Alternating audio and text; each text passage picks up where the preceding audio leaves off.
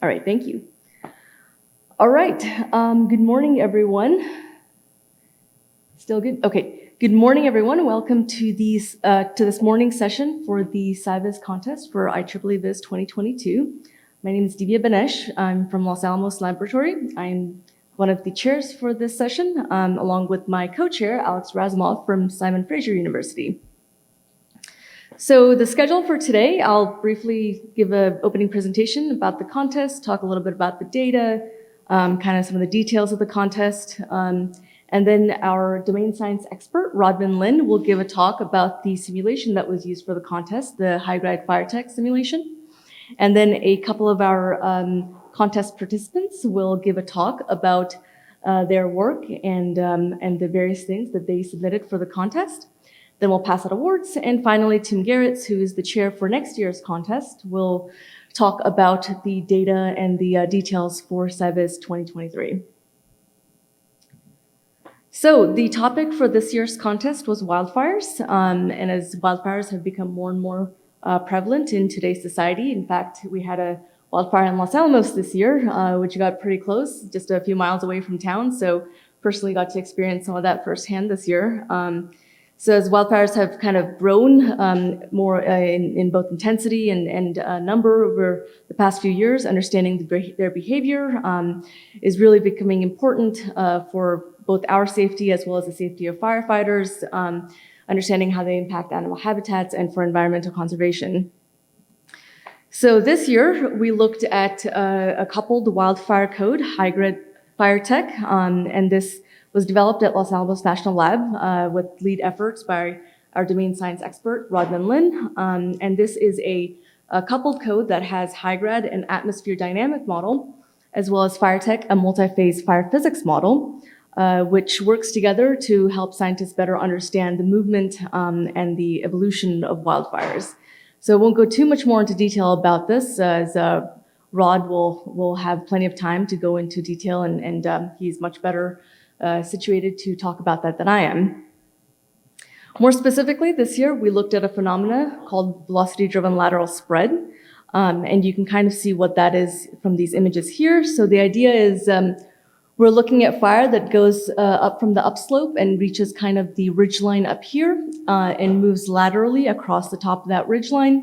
And at that point, the behavior of the fire tends to shift into a more kind of aggressive perpendicular format that can kind of burst out from the ridgeline and cause all kinds of weird behavior to occur. So this is kind of a recently new phenomena that's been studied over the past few years by Rod and collaborators. And so this is something that we encouraged participants this year to look at and see if they could try to understand. So the topographies for the various data sets included in this contest mainly focused on two different topographies. We had a mountain landscape shown kind of on the left here, as well as a canyon topography, where the canyon topography roughly modeled the canyon in Los Alamos, which was affected by the Los Conchas fire about 10-ish years ago. So that was quite exciting to try to simulate something that corresponded to something that was so close to us and that affected the lives of so many people in our town. The mountain topographies were split into two different types of fires. We had a head fire format where the fire kind of moves along with the direction of the wind, so kind of goes up to that ridgeline and crosses the ridgeline and goes over. And we had a backing fire format where the fire is starting on the opposite side and kind of moves opposite to the direction of the wind. And so you can see it slowly creeping up that slope, but still being pushed back by the direction of the wind. And for each of these fires, we had three different layouts, which, at least on this screen here, looks quite impossible to see, but looks much better on my screen. So we had three different topographies looking at three different curvatures. So we had a 40-degree, 80-degree, and 320-degree curvature and for each of the backing fires as well as the head fires. And the goal was really to try to understand how this change in curvature would impact the progression of the fire and possibly the VLS vorticity-driven lateral spread phenomena as well. So for each of these 7 different simulations, we had a set of about 70 to 100 time steps where contest participants could really look to see how the fire progressed over time, which one was slower, which one was faster, and how it behaved as it basically approached that ridge line. And more specifically, if we looked at the valley topography, it was very easy in most of the time steps to see that vorticity-driven lateral spread phenomena happening. It was basically, shooting right out of the landscape, and that was something that we were particularly excited to see in some of these simulations. We also had various different scalar fields associated with each of the data sets, oxygen concentration, convective heat transfer, radiative heat transfer, bulk density of the dry fuel, so basically the vegetation, as well as the temperature and the 3 different components of the velocity of the wind in the data. And all of this to really show that when you combine all the different elements together is only when you can really understand truly what's happening and how the fire is really progressing. Our contest goals were, in general, to better understand wildfires and more specifically to try to understand the vorticity-driven lateral spread. We asked participants to submit summary of the data or a visual narrative of events, analyze how the terrain impacts various aspects of the wildfire motion and movement over time, look at the influence of vegetation structure and atmospheric turbulence, build tools to help explain the VLS phenomena, as well as try to see in general how your analyses and visualizations might try to help firefighters make decisions in the field. So really it's kind of a higher arching theme that, eventually whatever we do should try to help scientists, try to help firefighters, be safe and eventually make real-time decisions when they're out in the field. So the data was released and the website for the contest became available last year at IEEE 2021. Several months later, submissions were due on August 21st, 2022.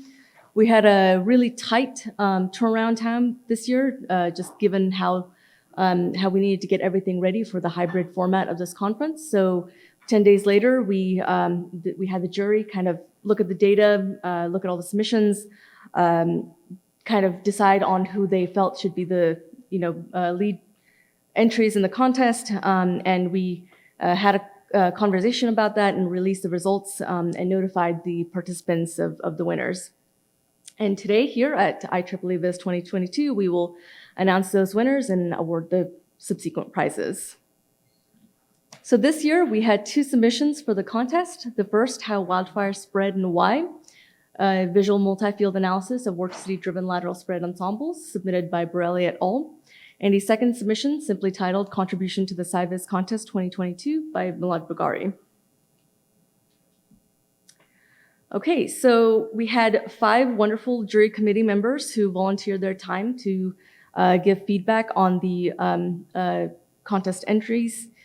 We really tried to make sure that the people who served on our committee represented a full array of disciplines and backgrounds and expertise to make sure that we captured a full set of opinions from all perspectives. So we had 2 domain science experts, Rodman Lin, who worked with us, as well as Jenna McDonald. We had a color theory expert, Teresa Marie Ryan, give her expertise from kind of her background. And we had 2 past SciVis chairs, Alex Razumov, as well as John Patchett, serve on the committee, who really brought their experience as SciVis chairs to figure out, kind of tease out what was important from the contest. So the jury members were given 1 week to examine all the submissions and rank them in order of first to last choice for the overall visualization contribution. The jury members were also asked to pick their top choice for the best cover visualization. And once that was done, over a 1.5 hour to 2 hour video conference, we discussed the submissions, the votes were tallied for first and second place and for the best cover visualization. All right, so at this point, I can pass it back to Rod to give a brief overview of the background on the high-grad fire tech simulation.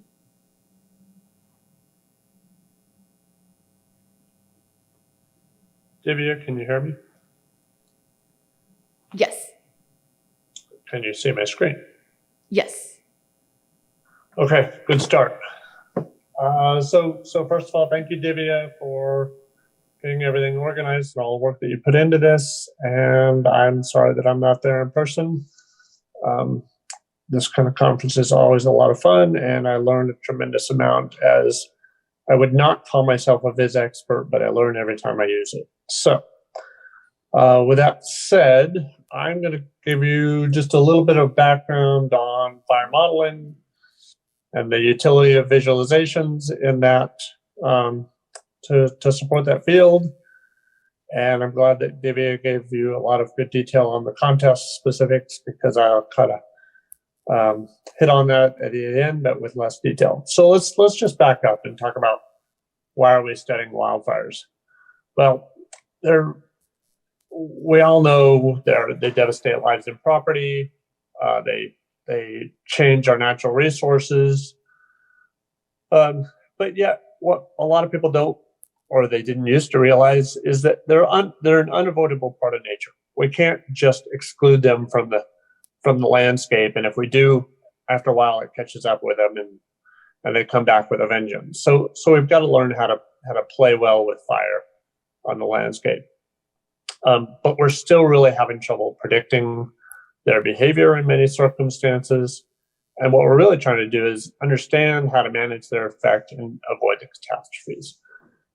But wildfires are still largely misunderstood due to several challenges. First of those challenges, the wide range of length scales. So these are the sizes of the phenomena that are critical to the behavior of the fire. And if you think about, what does that mean? That means we're dealing with things that are at the ignition scale. So now we're talking about the scale of pine needles or grass blades or flame sheets, all the way up to weather scales. And so you say, well, why can't we do a model to do that? Well, currently modeling that full range of length scales explicitly is still unachievable.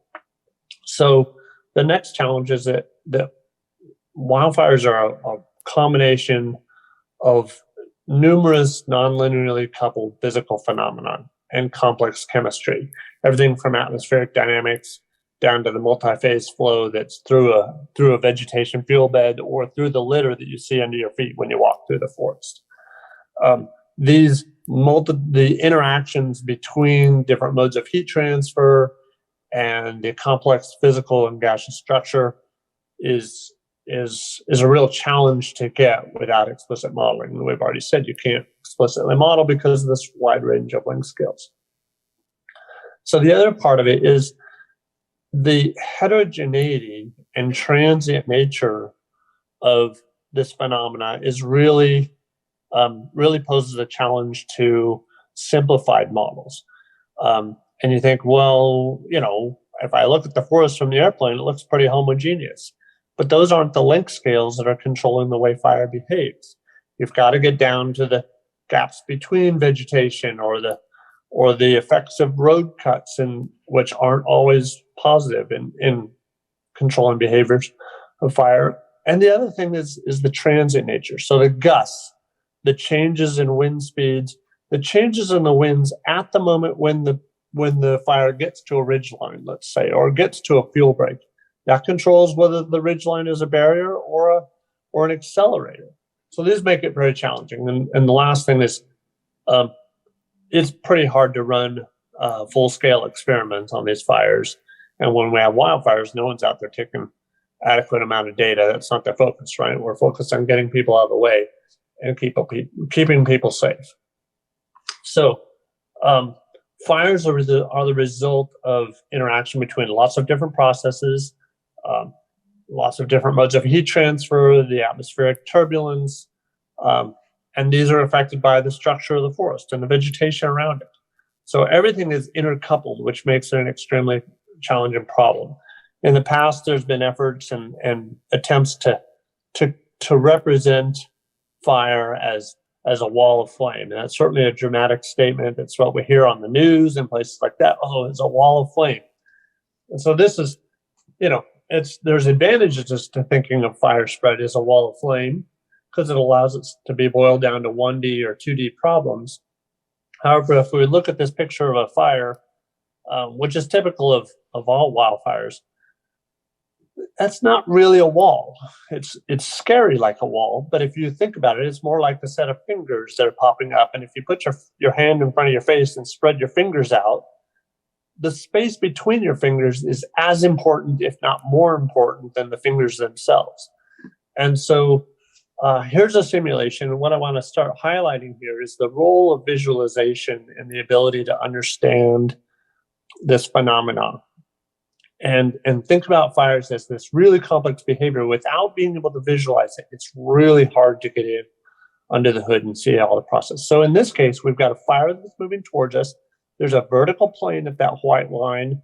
The wind vectors are in that plane. The colors are indicating winds towards us in red or away from us as viewers in blue. And on the bottom sheet is the convective heat transfer. And so what we see is down near the ground, there's actually an in-draft being pulled back towards the fire as it approaches us. But here in just a second, you're going to see these towers and troughs, these fingers start to pop up. And if I can freeze it, which I don't, if I can freeze it right here somewhere, see these towers and troughs. It's actually the gaps between the towers and troughs that is moving heat forward through the fire line and intersecting the fuels in front of the fire. So it's actually the gaps between the towers that's potentially most critical for the spread of fire. And so as we think about generating simplified models or predicting behavior, we've got to do this. And this is really highlighted by the ability, I'll let this play out, by the ability to visualize the interaction between the different heat transfer modes and the winds surrounding the fire and the fire itself. So just want to highlight the role of visualization here and what it does for us. Here's another example. This is a prescribed fire.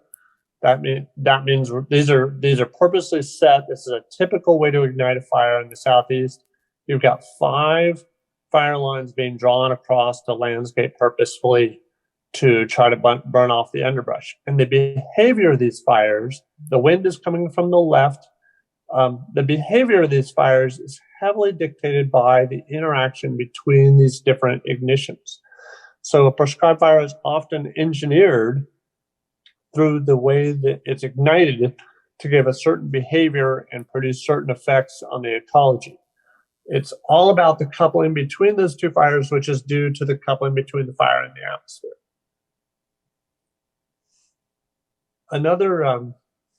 Another thing that visualization has helped pop out is a difference in the paradigm between a wildfire, as we see on the left here. This is a wildfire burning through a forest. In this case, the reds are the heating of the crown, and the blue is the cooling of the crown by convective heat transfer. But as a wildfire moves, an intense wildfire, I should say, moves through a canopy, it burns off the vegetation behind it, reducing the atmospheric drag. That allows the wind to get in behind it and actually accelerate it. Whereas I'm going to come back at this. Whereas the 3 pictures on the right, they're all in the same simulations. They're just winds at different heights. So as you would expect, lower winds on the leftmost of the 3 panels and higher winds on the rightmost. That's not surprising. But what's interesting is to think as a prescribed fire progresses across the landscape, because they always ignite moving upwind, what the area where drag is being reduced. So if we focus on the leftmost of the 3 large pictures, the wind that's down close to the ground at 2.5 meters is all downstream of the fire. So this is how, again, prescribed fires are managing their fire by lighting moving upstream. So the wind paradigm and the coupling between the fire and the vegetation in the atmosphere is completely different in a prescribed fire scenario than a wildfire scenario because of the way the practitioners ignite these fires. And that's a really important thing for them that they take advantage of all the time. So another thing that visualization can help us do in modeling is to be able to look at low frequency, so things that don't happen very often, but high consequence events. In this case, we're looking at wash down event, which could be a thunderstorm outflow. For instance, you feel that burst of air that comes out before it starts to rain. That's an outflow a lot of times, which is a density current. So in this case, we're looking at what does that density current do when it intersects a fire line. Sometimes this causes really drastic changes in fire behavior. And one of the things that's important to think about in this density current is that backspinning motion that you can see in the upper right, which is showing the isosurface of that density current. And you can see in the picture in the below, which is the blow up of the fire and the wind itself, that backspinning motion actually drives that hot gases down to the surface and drives it forward. Again, the ability to interrogate this with different visualization techniques and think about how these things are playing together is really important for understanding this phenomenon. One such event where a density current was believed to cause a tragic event was during the 1990 Dude Fire, when a density current from a thunderstorm outflow was emitted, kind of going crosswise to the ambient wind. And so here we've used visualizations to go back and understand what that looks like. And then the three pictures sort of with the wind vectors in it, you can see the dots. That's where people were actually burned over and killed in this fire. And so it's really valuable to be able to back up and understand what it was that led to these fatalities in this severely this dynamic and severe atmospheric environment that they didn't anticipate. And again, it's that backspinning motion and the interaction between this density current and the actual fire behavior that led to this. So visualization allows us to tear that apart. Topography is another key issue. Most people realize that fires move faster upslope, but they also change shape. And so we can use the visualization to look at what is that. And so here I've got two images, one on the left where we've got just a 10-degree slope, and the one on the right where we have a 30-degree slope, same ambient wind. These are homogeneous slopes. And one of the things that becomes most important is to look at the flow field around the fire. Here we see on the left, the flow is coming from behind the fire on the low slope condition, punching through the fire line, just like the one I showed you with the towers and troughs earlier. Whereas when you get a steeper slope and you get that really deep fire line, the wind has to come from outside. So here we're using streamlines or stream tracers to show the velocity patterns coming around the fire, and then intersecting and causing a helical pattern where it just moves heat up the fire line and throws it out at the head of the fire, changing the shape and speed of that fire movement. And so now we're up to the point of talking about another topographic effect, and that's the one that Divya's explains so nicely, and that is as fire interacts with the topography near a ridge line, when the wind is coming over the ridge, a lot of times it will cause some vorticity or circulation pattern on the back side of that ridge line. When a fire gets underneath that vorticity, it will lift it up. And the result of that lifting of that vorticity is what you see in the lower right, where it actually causes velocities to move outward along the back of the ridgeline. The result of that is this pattern where, in this case, it was the fire moved from left to right, came up over the ridgeline, and then when it got over the ridgeline, it started to spread laterally. And this is what this contest was really focused on, was this particular case. But what I'm most excited about is getting experts in visualization, such as all of you, to really consider how do we tear apart this highly coupled system and understand different bits and pieces, and what role does visualization have here. And in this case, what we were really interested for the purpose of this contest was how does the shape of the topography affect this behavior? So I'm going to close with just some thoughts about, where I would love to see additional, strong interactions between the visualization community and wildfire science, and specifically around coupled fire atmosphere modeling. And that is to help us decipher the interactions between different factors, whether it's topography or vegetation structure or wind shear. They're all really important. And VLS was a great example of where all of these different things play a role in contributing to that behavior. And so going forward, we're going to have to think about the influences of topography, which is the focus of this contest, but also the roles of vegetation shear, the impacts of the shape of the ambient wind profile.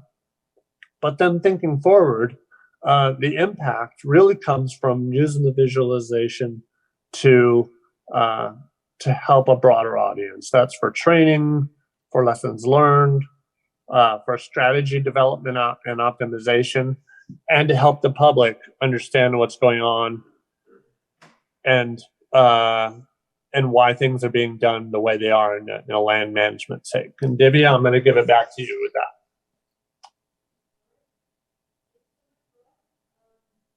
Next up, we have Marina come up and talk briefly about her team's work.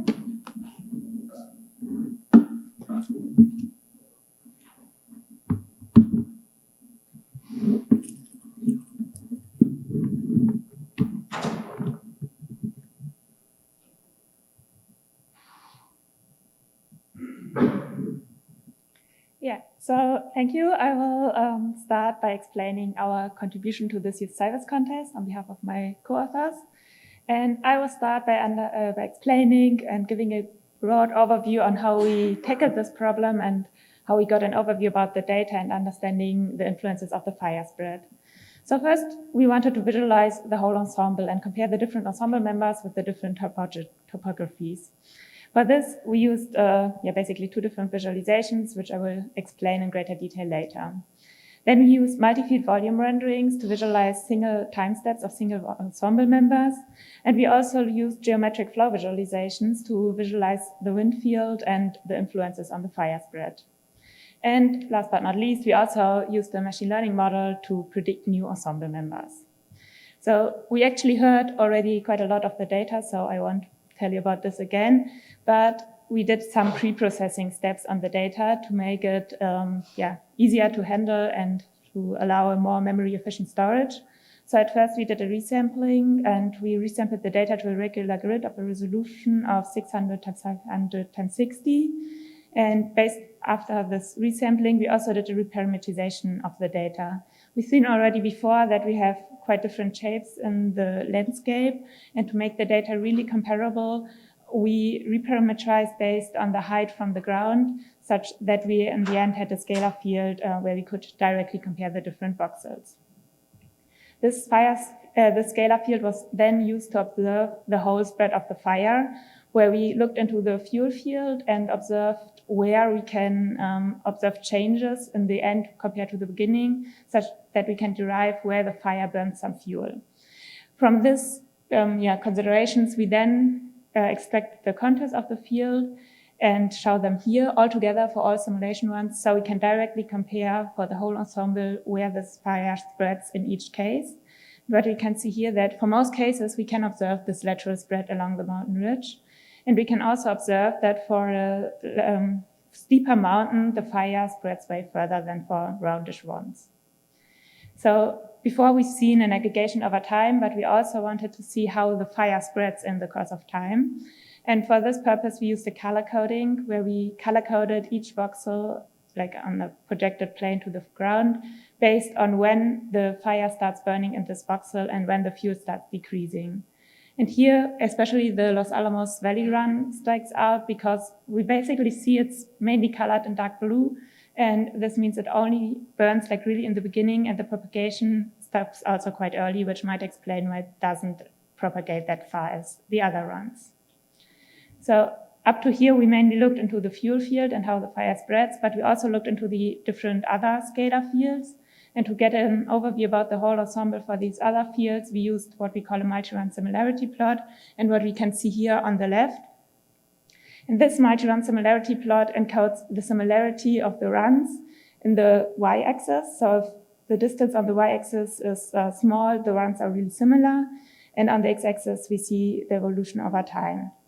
If we look into this plot, we can basically spot 3 different groups of data of simulation runs. We see the group where the fire starts behind the mountain, where the fire starts before the mountain, and the value run is somewhere in between. So now we can also interactively select a time step. For example, here we selected time step 21 to see how this data would look in a volume rendering, which is way easier to understand intuitively. And here on the right, we can see with one representative member for each group that there are indeed several differences.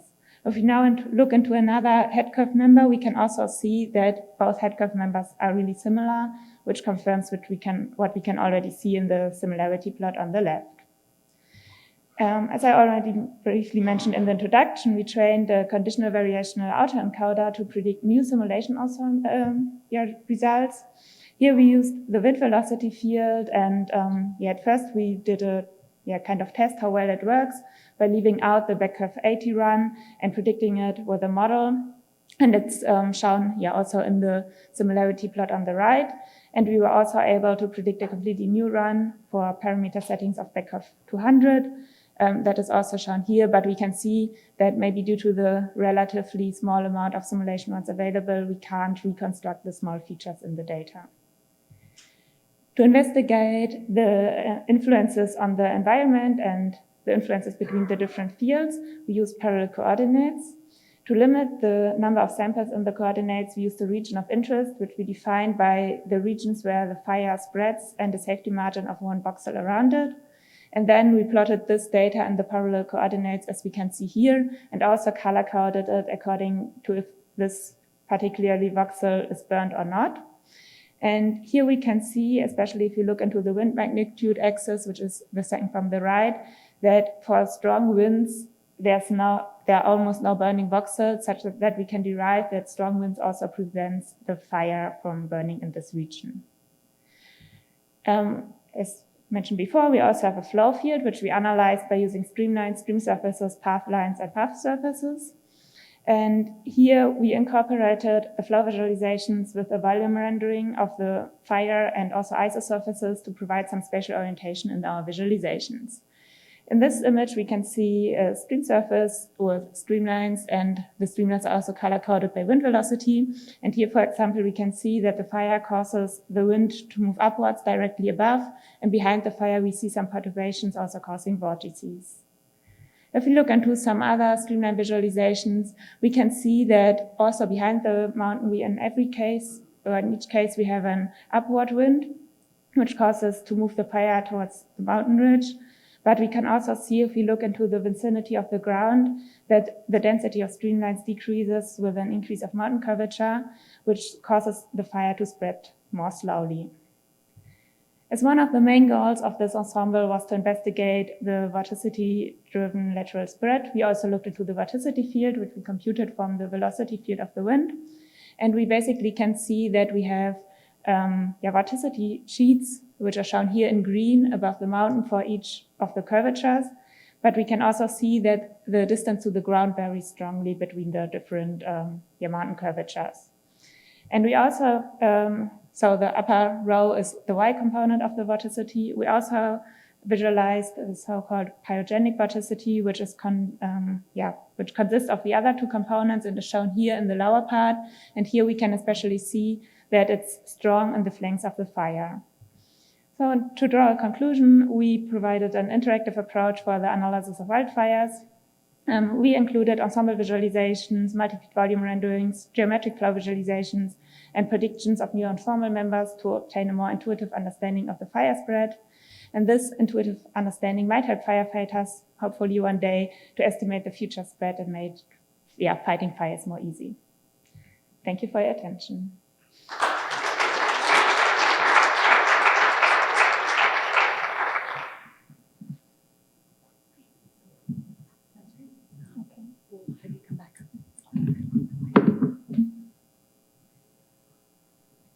All right, thank you very much. So our second contestant is presenting virtually.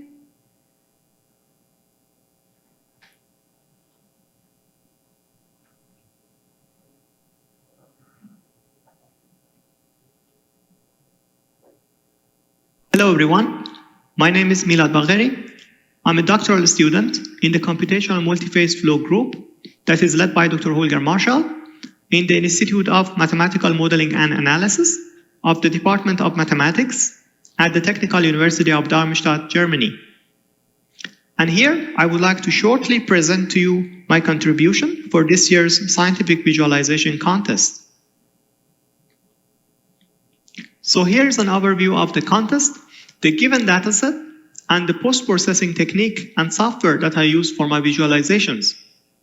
As you may already know, this year's contest is about understanding the evolution of wildfires, and more specifically, the VLS phenomena that basically develops from wind, terrain, and fire interactions. The given dataset included two topographical structures that are mountain and valley, and in my contribution, I consider the mountain dataset. Here's an illustration of the mountain dataset, where the green basically illustrates the density of fuel or vegetation. The mountain simulations were further tagged with the name head curve or back curve. For the case of head curve, the fire starts in the direction of ambient wind, here, as is illustrated here. And for the case of back curve, the fire starts against the direction of ambient wind, which is the opposite side of the mountain, based on this figure. Moreover, the influence of radius of curvature was also part of the given dataset. Here you can see an illustration of R equal to 40, 80, and 320, where the roundness of the top of the mountain is different for each case. I decided to perform the post-processing for the head curve and back curve and compare them at different values of the radius of curvature. The post-processing software that I used is ParaView, to be more specific, ParaView 5.9, and the visualization technique that I used is mainly Osprey Path Tracer. So here is an illustration of the comparative analysis, where I am illustrating different viewing angles. On the left column here, you can see the back curve, where the fire starts against the direction of ambient wind. And on the right column, you can see the head curve, where the fire starts in the direction of the ambient wind. Here is the top view, and one can really differentiate the difference between different configurations. In order to illustrate the smoke, the fire, and the vegetation, I used clip filter, clip via value, and Osprey Path Tracer in order to basically enhance visualization of the smoke, fire, and the vegetation. Here is the front view of the evolution of the fire.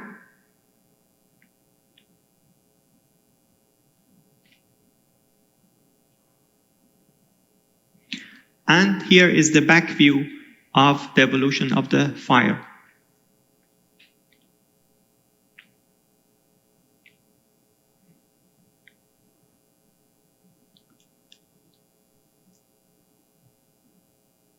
So after this, I decided to have a look at the streamlines. So I selected one of the configurations, which is the head curve configuration with radius of curvature of 80, and illustrated or visualized the streamlines, where I'm illustrating, basically I'm showing the smoke and the streamlines.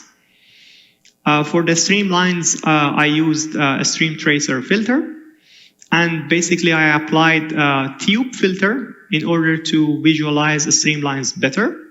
And I'm again showing different viewing angles for better understanding.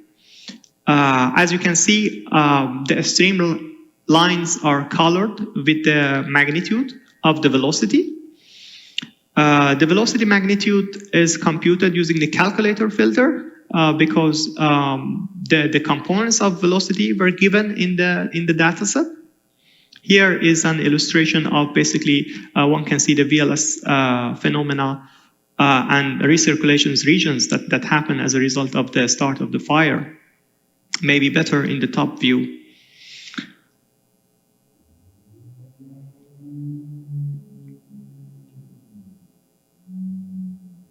After this, I decided to perform a vector analysis and have a look at the velocity vectors in one of the other configurations. For this, I selected the mountain head curve with the radius of curvature 40. And similarly, I am illustrating the smoke and the velocity vectors. To illustrate the velocity vectors, I use the glyph filter. And again, I'm illustrating different views, the ISO view, side, top, and back and front views. The velocity vectors are colored with the magnitude of the velocity, which is calculated using the calculator filter. And here is the top view of the velocity vectors.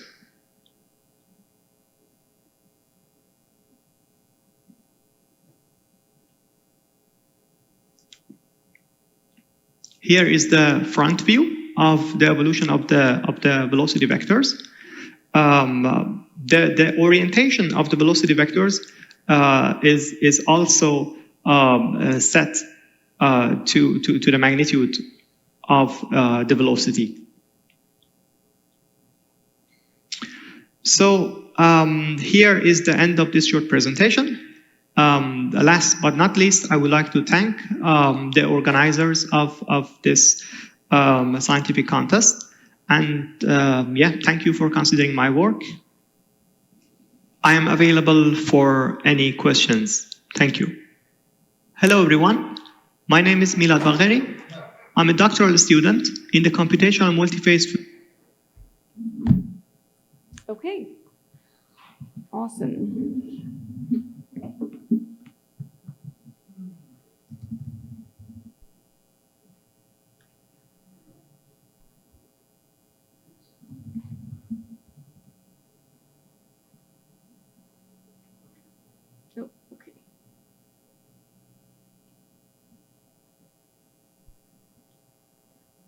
All right, so at this point, we would like to officially announce the winners.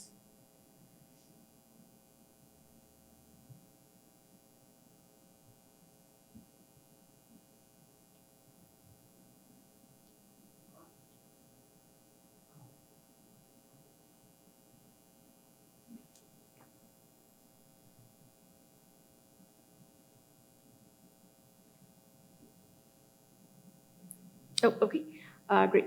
So we would like to award the second place winner for the overall contest and winner of the best cover visualization to Milad Bagheri for his contribution to the SciVis contest 2022.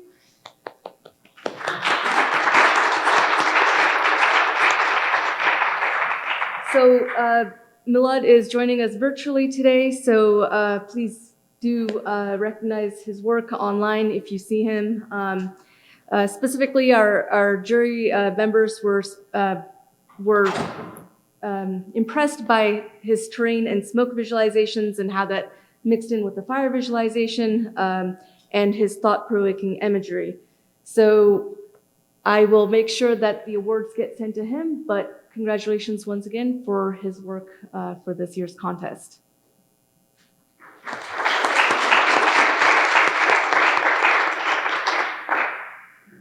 All right, and now our first place winner goes to the work by Marina and collaborators on how wildfires spread and why, the visual multi-field analysis of vorticity-driven lateral spread ensembles.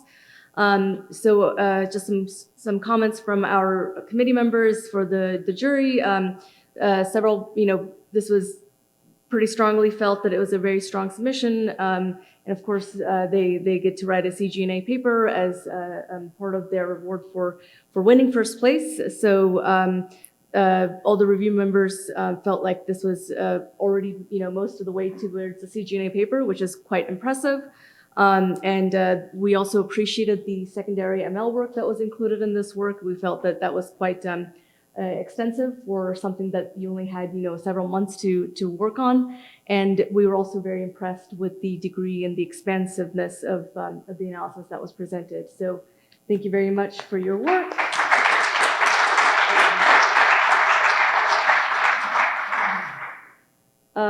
And so we will be awarding them the first place award. And also, because this is our first in-person contest, we wanted to present something physical to them because we can now actually do that. And so because some of the data is very representative and close to us, in the Southwest is Los Alamos data, we were able to find a local metalworks manufacturer who created bookmarks of Southwestern motifs. So we were able to gather some of those as part of your prize. So thank you so much. Thank you.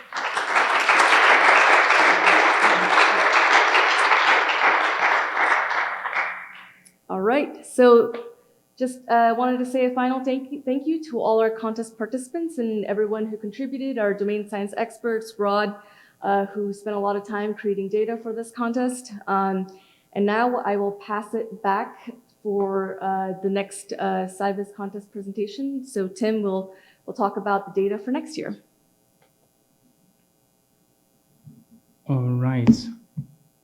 Let me quickly share my screen here. There we go. I hope everyone can hear me all right. So hello, everyone. Also from my side, unfortunately, as you can see, I cannot be in Oklahoma City today. But before I move on, first of all, congratulations to this year's winners and also all the impressive visualizations that you've created. That's very nice. And we hope that we can see something similar to this in the next year's contest. My name is Tim Gerritz, and together with Divya Banesh, I do have the honor of inviting you to the 2023 IEEE SciVis contest, which starts basically right now, as the old one has just finished. And in the next 5-6 minutes, I hope to give you a quick overview of what I think very interesting data that we managed to provide for the upcoming year and the tasks that we worked out for possible future participants. So as you might have seen or might have realized by the little logo that was on the first slide already, the data deals with the brain, and it's not only the brain in general, but the human brain. And it comes to no surprise that the human brain is of interest in a plethora of applications, including disease research or the understanding of how memories are created or how we as humans learn things.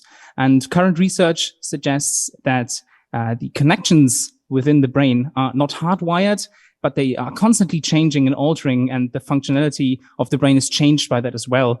So it depends on external and internal forces, what happens in your brain. And instead of trying to measure the brain from the outside and get data from the outside, for example, by getting diffusion tensor imaging, or sometimes even cutting slices out of real brains, basically destroying the brains, our collaborators aim to recreate the human brain by creating massive networks that mimic the behavior of actual neurons in the human brain and have that run on massive simulations on high-performance computers. So for the 2023 IEEE SciVis contest, the cross-sectional group Parallelization and Performance teamed up with the cross-sectional group Visualization from NHR Forces, which I have to say that stands for the German National High Performance Computing Center for Computational Engineering Sciences. I know it's a long name, but we do provide exactly such data, such simulation results. And these simulations are based on the so-called model of structural plasticity, which basically means the brain itself is represented by point neurons with multiple properties, and energy within the simulation is transferred between these neurons via connections, which can be basically understood as synapses in a biological sense. And if there's enough energy, a neuron will fire, it will get triggered and increase its calcium level, which will then decrease again over time. And in this model, neurons aim towards a certain target calcium level. And to keep that, they either create or break connections to other neurons. So they basically try to react to the energy that they're getting and that they're sending out. And In this data, we provide 4 different simulations that are run on a network that is based on a real-life human brain data from the Human Connectome database. It has 50,000 neurons with several properties and connections that will change and be created and will be deleted over time. So the different ensemble members are basically based on different configurations, including simulating a learning process or a lesion that happens in a brain region. So as you can probably tell, this is a lot of neurons and connections to deal with, which makes this data hard to handle. The only thing I tried with it is basically to use the nodes and represent them as spheres and try to render half of the connections at the time step. And you can see it's just too much to get the hang of it. And I do hope that we can find better visualizations than that. And this is exactly why we need you. We need the visualization community to come up with solutions such that researchers, so domain experts and simulation researchers can make sense of the data by using something other than, let's say, scatter plots, for example. And the focus with this year's data lies in the understanding of structural changes in the network. So that's the major point that we want to be able to find and analyze within the data. So to get things started, we came up with a list of possible tasks that you might or might not follow. It's totally up to you. Starting basically with providing a nice overview of the data, being able to browse it, both single ensemble members as well as the ensembles as a whole. Then also finding suitable ways of showing where and when plasticity changes occur. That also means that we want to see how neurons interact in such cases and how, for example, events might spread or which neurons are not even affected by that. As a third task, we would love to be able to see similarities and dissimilarities between the different simulations. So basic ensemble visualization. And finally, as the cherry on top, so to speak, we would like to have a nice workflow so that people can actually get started to work with the data, find interesting things here, then use it, zoom in, like having nice workflow to analyze the data as a whole. And that would be basically as I said, the cherry on top. That's about like a short summary of what the data is like and what we think about the visualization tasks. And we come to the schedule. And I think the most important thing first, the data is not yet live. It will go online next week, I promise. Of course, we wanted to have the data ready today, but as it is apparently a thing right now, everyone gets sick right before important deadlines. So we had to deal with a minor delay, but I promise the data will be available next week. Other than that, when it comes to the schedule, we aim towards a deadline around July of next year. But this is all subject to change, and we will inform everyone about these changes on the normal places like the website, the IEEE Vis website, or the contest website. And finally, the communication that we want to have, as is tradition, we opened up a new Google group, which is already live. And as you can see, there's 2 people in there. So it's me and a domain scientist, and we're quite lonely there. And we're hoping for people to quickly fill up that group to have discussions with us, ask questions about the data, or discuss the data in general. And of course, we're also available via email, via the standard SciVis contest email. So everything that I just told you and more, and even more details can be found on the contest website, where you can find more background information, linked papers, explanations on how the data can be read, some code examples and stuff like that.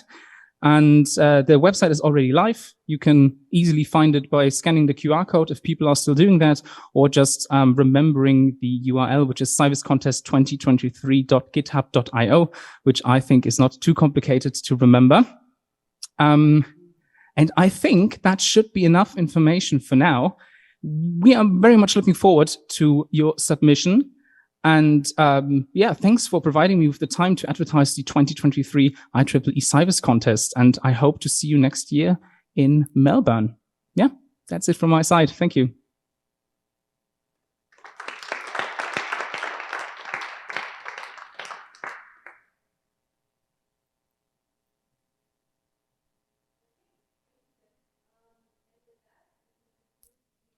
for the SciVis contest for 2022. Thank you everyone for being here, and I hope you have a good rest of the conference.